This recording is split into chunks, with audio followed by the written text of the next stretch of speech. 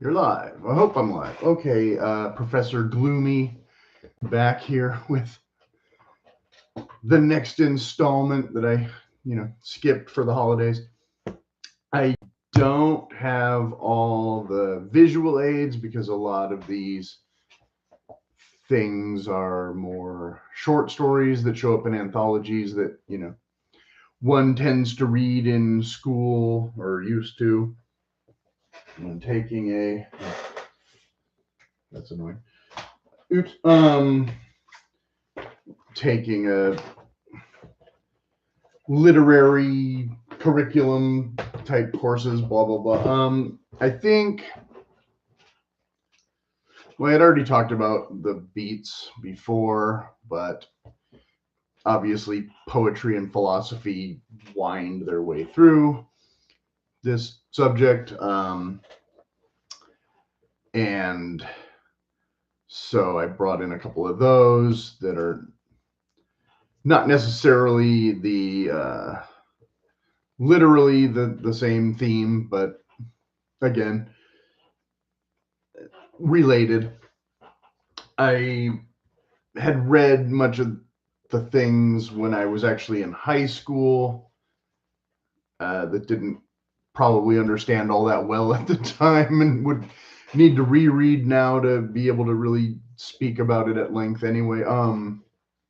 But certainly stuff that I had, had exposure to or exposed myself to, and some anecdotes. Oh, this also is this is the closest I would come to. This is the video where I should be wearing the black turtleneck, right? But the weather's been too warm to dig that out yet, so or at all.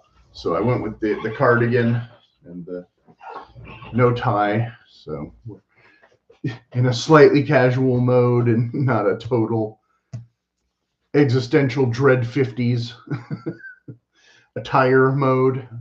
These I still list these under the Practical Menswear channel, even though they're not menswear, just because I type in the keywords to try and find the previous episodes and nothing comes up, so I don't know how anybody will ever see this. So no sense in really worrying about it now. So let's jump right in, and not necessarily, again, not all necessarily authors from the same exact time period or the same exact philosophy or writing style or mental strategy or whatever, but certainly what T.S. Eliot, right? We start with The Wasteland would be one, where I definitely liked his I don't know, words, just would you say images? I don't know, the mood, definitely the mood. When I was young and I don't know, more or less fatalistic or whatever, drawn, to that kind of thing. Again, not necessarily because of college or any specific inspirational film, so much as just, hearing his name as a starting point, someone who's definitely not Robert Frost, right? And of course, at the time, I mean, I was not ignorant about World War I certainly, and or the Great War, but not necessarily drawing the parallels to that. Whereas jumping ahead, or maybe not related at all, but names that you always heard through the years. Like jump, if we want to go to the 50s, now is this, centered on the exact same conflict, and I never haven't read the book, I've seen the film. Full disclosure, but again, I don't have visual aids for all the more obvious things, and this is more of an overview than synopsis and all that kind of thing. But there, certainly, you want to talk about isolation or whatever, and historical drama and whatever, and bleak Russian winter and whatever. I'm pretty sure that there's a lot more of that in here than there is in the film. So there's that. And then, of course,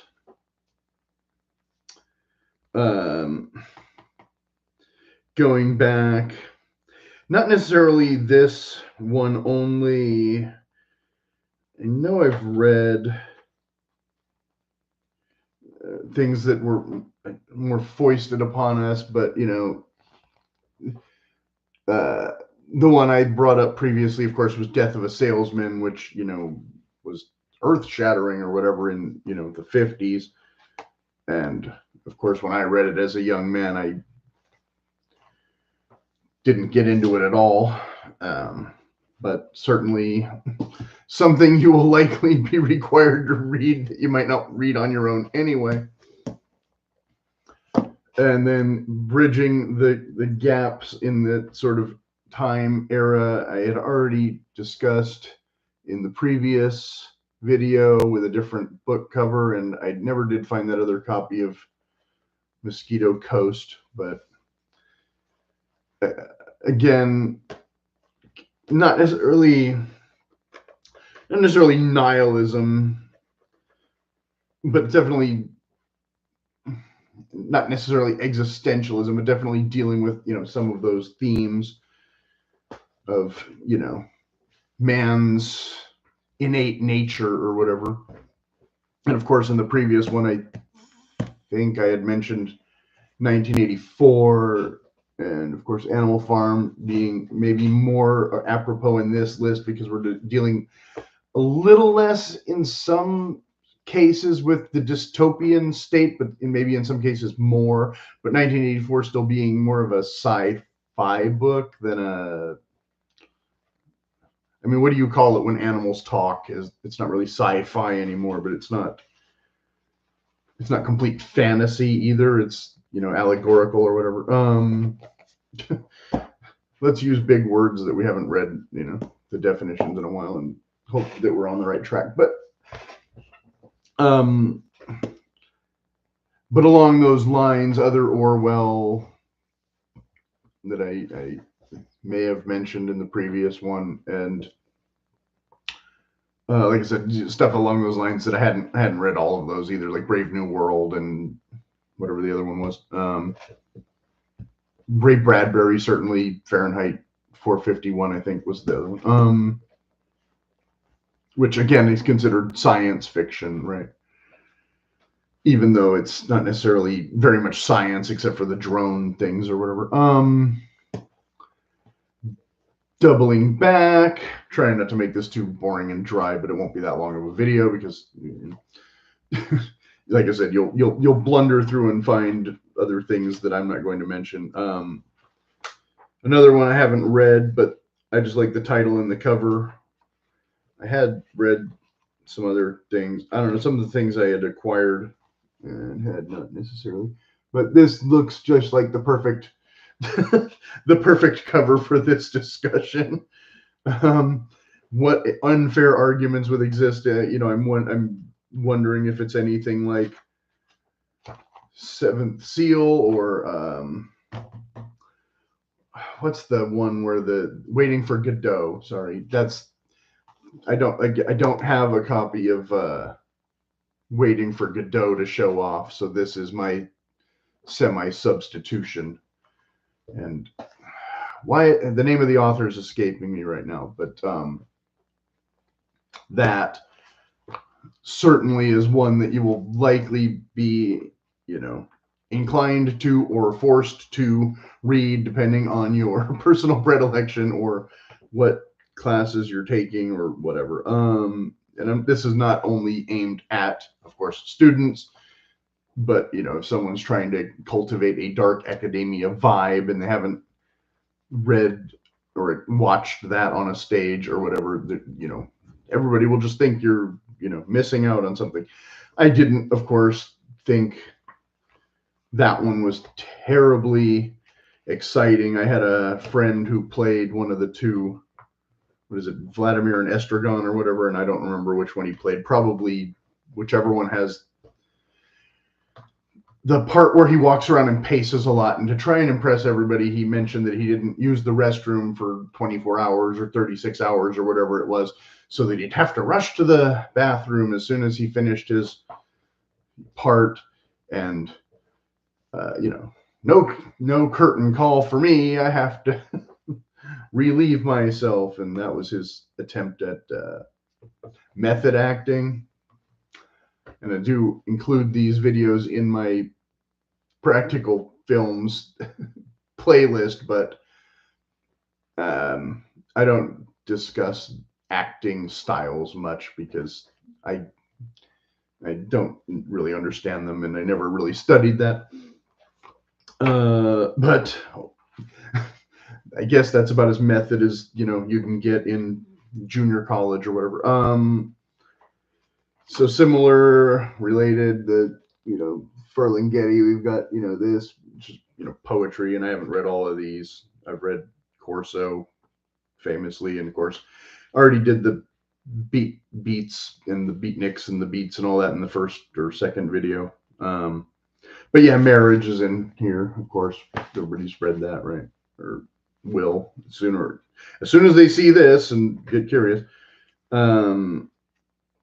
Yeah, I liked a lot of the Corso stuff that I had read, but I hadn't read. I mean, this is not even that thick of a volume, and I haven't read all of it. Or I read more. I don't know, way back when.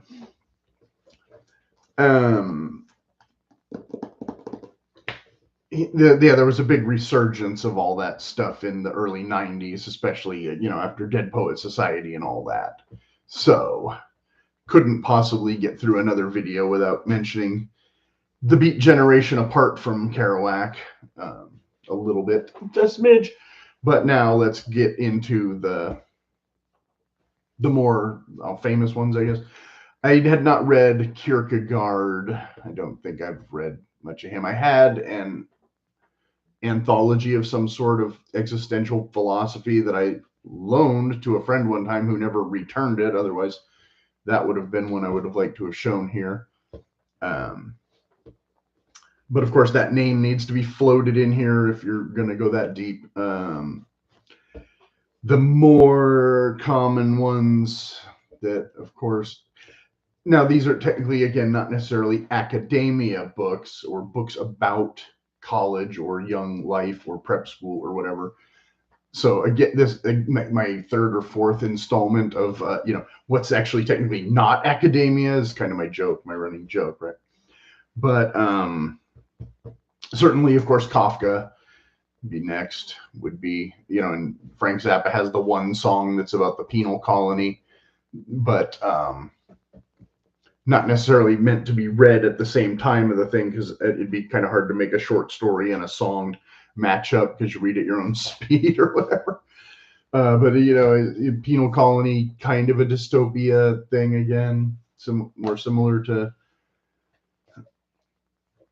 Animal Farm in 1984 and Brave New World or whatever, than sci-fi. Whereas the one that before I read it, we weren't assigned it. That was the kind of funny thing, but it used to show up in a lot of TV and other references, was of course the Metamorphosis. And the funny thing about that one was, they would always use the famous opening line in the TV show or whatever to show the professor, monstrous vermin, right? But in 11th grade or 10th, one of the two, I was actually in a class where we were given that first sentence on the chalkboard and then asked to flesh out the rest of the story based on that. And of course, most of the kids were just like, why would I want to be a giant cockroach? Why would I want to write about a giant I don't know how much they got into it or how vocal they were. I just remember, and I wish I still had it, everything was like less than a page. We didn't write by hand very much in the class for however 10 minutes or wherever we were given to complete the thing, so she could maybe read some of them aloud or however that went. And I just remember that I had reached, without going into all the avenues and the tangents or whatever of the actual story, the exact same conclusion as the story. So I don't know if I got bonus points for that or not.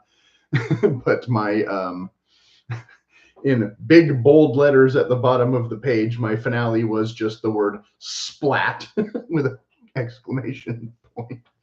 So I guess I understood the story pretty well from a young age without actually having read the story, just from the first line of what does happen to someone when they wake up in a transformed, altered, state or whatever.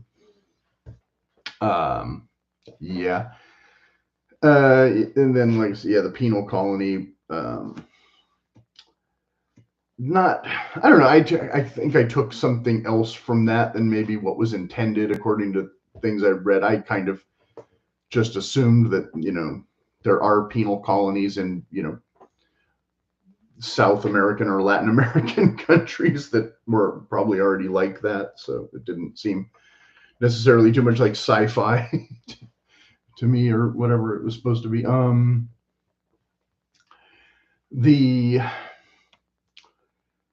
of course the Cold War, like I said, I think I read into the things that I wanted to see what they actually meant.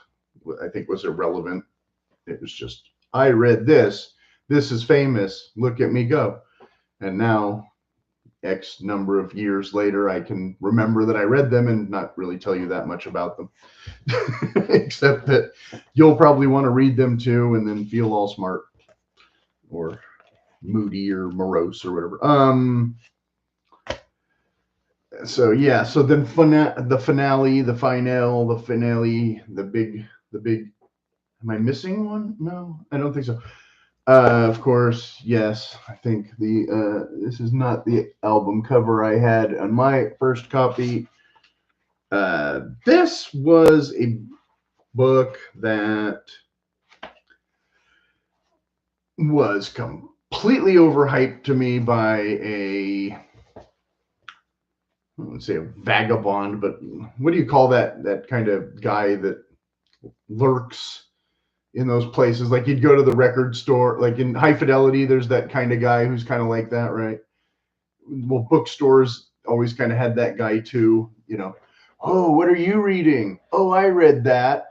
Let me tell you all about it. Like, no, it's good. I was just gonna get it and figure it out, And this guy, he used to show up at the most odd times, and he trapped my friend kind of in a corner for at least half an hour one time. Nothing, bad, but just like, have you read it? Have you read it? Have you read, that kind of thing. And it wasn't him, but there was another guy, kind of the same thing about Pink Floyd's The Wall, and whatever the other one was. There was like this kind of trifecta of stuff that we didn't really enjoy. It wasn't like lighthearted enough for us or whatever.